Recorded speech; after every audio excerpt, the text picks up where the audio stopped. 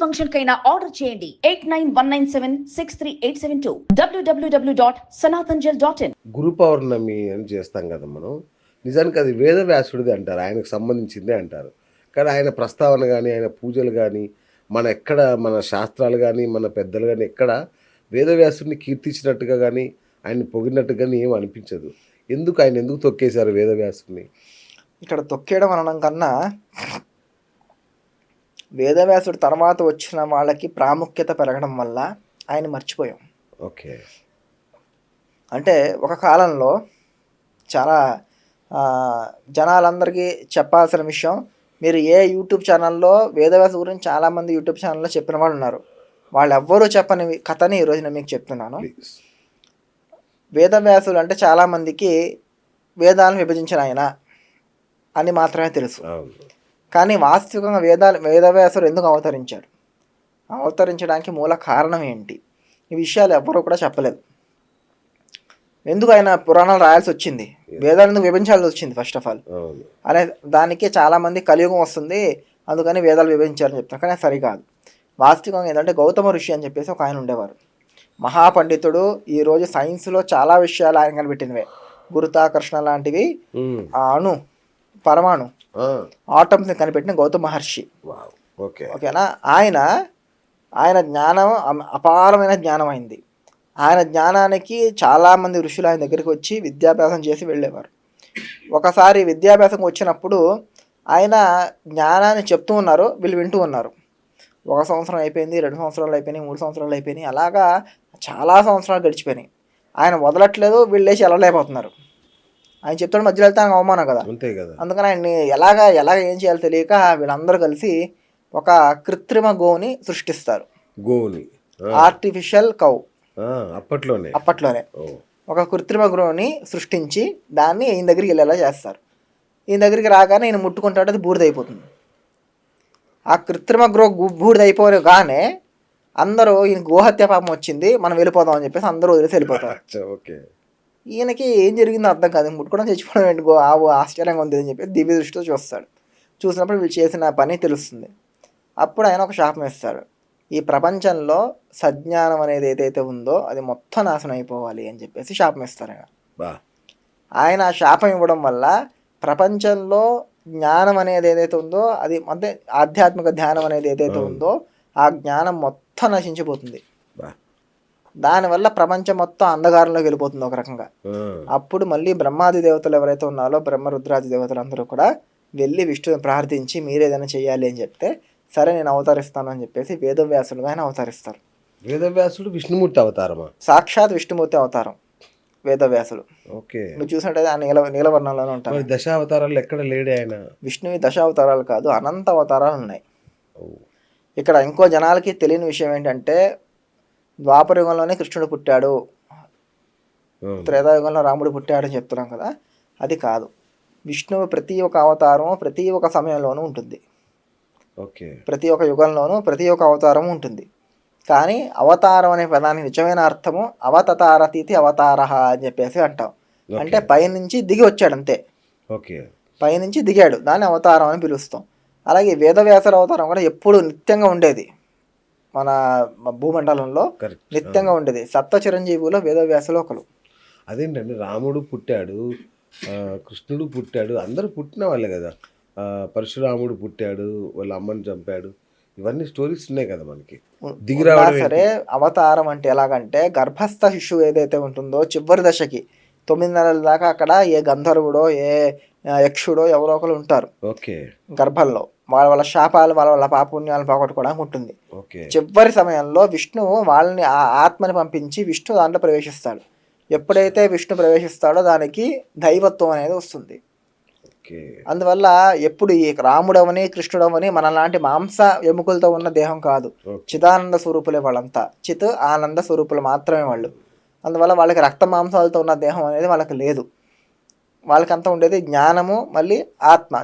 జ్ఞాన చిత్ ఆనంద, జ్ఞానము సుఖమయమైన మా శరీరం మాత్రమే వాళ్ళకు ఉండేది. ఓకే. అందువల్ల వాళ్ళు అవతరించారు అని చెప్తారు కానీ ఎక్కడ కూడా సృష్టించారు లేకపోతే పుట్టారు అని చెప్పేసి ఎక్కడా కూడా లేదు శాస్త్రంలో. ఓకే. మీరు ఏ భాగవతాన్ని చూడండి, ఎక్కడైనా చూడండి, విష్ణువు కానీ రాముడు కానీ వేదవ్యాసుడు కానీ పరశురాముడు కానీ వీళ్ళందరూ అవతరించారు అని చెప్పేసి ఉంటుంది కానీ పుట్టారు అని చెప్పేసి ఎక్కడా ఉండదు. ఓకే.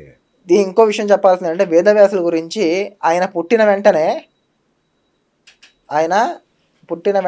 7 సంవత్సరాల పిల్లోడుగా ఎదిగిపోయాడు.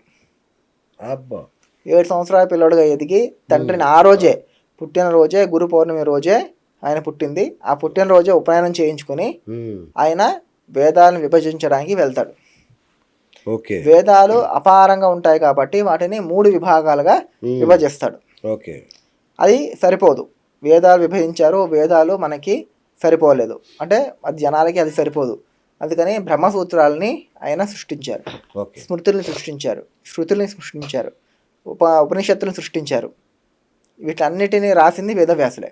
ఓకే. వేదాలను విభజించడం వేదవ్యాసుల పని, వీటన్నిటిని రాయడం వేదవ్యాసుల పని. ఇక్కడ చూసినట్టయితే బ్రహ్మ కన్నా వేదవ్యాసుల జ్ఞానం ఎక్కువ అని చెప్పడానికి మనకి అనేక కారణాలు దొరుకుతున్నాయి. కానీ బ్రహ్మజ్ఞానమే అంటారుగా అందరినీ. బ్రహ్మ అంటే దేవుడు. ఇక్కడ బ్రహ్మ అంటే ఎవరు? బ్రహ్మ అంటే బృహంతం గుణ యస్యతః బ్రహ్మ. బృహంతమైన గుణాలు ఎవరికి ఉన్నాయో వాడు బ్రహ్మ అని చెప్తారు. చతుర్ముఖ బ్రహ్మ అని ప్రత్యేకంగా చెప్పేది అందుకే. చతుర్ముఖ బ్రహ్మ అంటే ఆ బ్రహ్మ, ఒరిజినల్ బ్రహ్మ. బ్రహ్మ అంటే భగవంతుడు అనే విషయంలో ఉంటుంది. వేదాలని చెప్పడం ఓకే, మీకు గుర్తుకొచ్చినవి చెప్పడం వేరు. దాన్ని విమర్శించి దాన్ని ఎక్కడైతే కట్ చేయాలో అక్కడ కట్ చేసి ఎక్కడైతే అతికించాలో దాన్ని అతికించడం పని చేయడం అనడానికి చాలా నాలెడ్జ్ ఉండాలి. బ్రహ్మాండం అంటే మళ్ళీ బ్రహ్మ అండము, బ్రహ్మాండము బ్రహ్మను నిండి ఉన్న ఒక బంతి. అండము అంటే బాల్. ఓకే. ఓకే. బ్రహ్మాండము అంటే బ్రహ్మ అందులో అన్ని వ్యాపించి ఉన్నాడు కాబట్టి బ్రహ్మాండము అని చెప్పేసి అంటాం. ఓకే. అది ఒక అర్థమైతే భగవంతుడి కడుపులో అండంలో మొత్తం ఈ ప్రపంచం అంతా ఉంది కాబట్టి బ్రహ్మ ఒక అండము, ఈ విశ్వము అని చెప్పేసి చెప్పడం కూడా ఒక అర్థం ఉంది. ఈ వేదవ్యాసులు అలాగా ఇవన్నీ చేసింది ఆయనకి 7 ఏళ్ళ వయసు ఉన్నప్పుడు, 8 ఏళ్ళ వయసు ఉన్నప్పుడు ఈ మహాభారతం అని భాగవతం కానీ అన్నీ రాసి పెట్టేశారు. 8 ఏళ్ళ వయసులోనే. ఆయనకి 600 వయసు వచ్చినప్పుడు, ధృతరాష్ట్రుడు పుట్టినప్పుడు వేదవ్యాసులకి 600 సంవత్సరాలు. ఓకే. అంటే ఆయన రాసి పెట్టింది భవిష్యత్తు జరిగింది. ఓకే. ఆయన భవిష్యత్తుని రాసి పెట్టేశారు. ఆయన రాసినట్టే భవిష్యత్తు జరిగింది. అది ఈ విషయం ఎవరికి తెలియదు. అవును, ఈ విషయం ఎవరికి తెలియదు. అందుకే ఇంకో విశిష్టత ఏంటంటే మీరు అలా చెప్పినప్పుడు అది భవిష్యత్ పురాణంలో అవ్వాలి, అంటే భవిష్య అయి ఉండాలి. మరి ఇదేంటిది అంటే ఇది ఇతిహాసం. మహాభారతాన్ని ఇతిహాసము. ఇత్థం హాసయతి ఇతిహాస అంటే ఇలాగే జరిగింది కాబట్టి ఇది ఇతిహాసం. ఇంకోలా జరగలేదు. అది ఆయన చెప్పినట్టే ఆయన ఏం చెప్పారో అదే యాస్టీస్ జరిగింది కాబట్టి అది ఇతిహాసము. ఎటువంటి మార్పులు కానీ ఏమీ లేవు. ఆయన ఏం చెప్పారో అది యాస్టీస్గా జరిగింది కాబట్టి దాన్ని ఇతిహాసము అని చెప్పేసి పిలవడం జరిగింది. అలాగా వేదవ్యాసులు ఇవన్నీ రాసిన తర్వాత ఆయనకి మహాభారతం రాసే టైంలో విఘ్నేశ్వరుడు విఘ్నేశ్వరుడు అని శిష్యుడే. యాక్చువల్లీ గణపతి కూడా వేదవ్యాసుల శిష్యుడే, ఇందులో ఎటువంటి సందేహము లేదు. లక్ష్మీదేవి కూడా వేదవ్యాసుల శిష్యులే, సరస్వతి కూడా వేదవ్యాస శిష్యులే. బ్రహ్మాది అన్ని దేవతలకి కూడా వేదవ్యాసుడే గురువు. ఆయన లేకపోతే జ్ఞానం లేదు. ఓకే. ఈరోజు నిజంగా మీకు అంటే మనం చెప్పకుండా ఈరోజు సాయిబాబా ఆ బాబా ఈ బాబాని పూజ చేస్తున్నాం, కానీ వాళ్ళందరినీ పూజ చేయడం కన్నా వేదవ్యాసం ఒకరిని పూజ చేస్తే సరిపోతుంది. ఎందుకంటే మనకి వేద జ్ఞానం ఇచ్చిందే ఆయన, ఆ జ్ఞానానికి మూల స్వరూపుడే ఆయన. ఇంకా వీరబ్రహ్మస్వామి అని చెప్పేసి వాళ్ళు చాలా ఫేమస్ ఉన్నారు. ఆయన భవిష్యత్తులో అయ్యేవన్నీ చెప్తున్నా. భవిష్యత్ పురాణంలో వేదవ్యాసులు అవన్నీ చెప్పేశాడు. పురాణం ఉందా? భవిష్యత్తోత్తర పురాణం అని చెప్పేసి ఉంది. దాన్ని చదివి ఉంటాడా బ్రహ్మంగారు? చదివి దాన్ని తెలుగులో ట్రాన్స్లేట్ చేశారు ఆయన. దేవుడా. ఇంకో మాట ఉంది వేదవ్యాసుడిది, వ్యాసోచిష్టం జగత్ సర్వం. వ్యాసుడు చెప్పిందే ప్రపంచం మొత్తం ఉంది.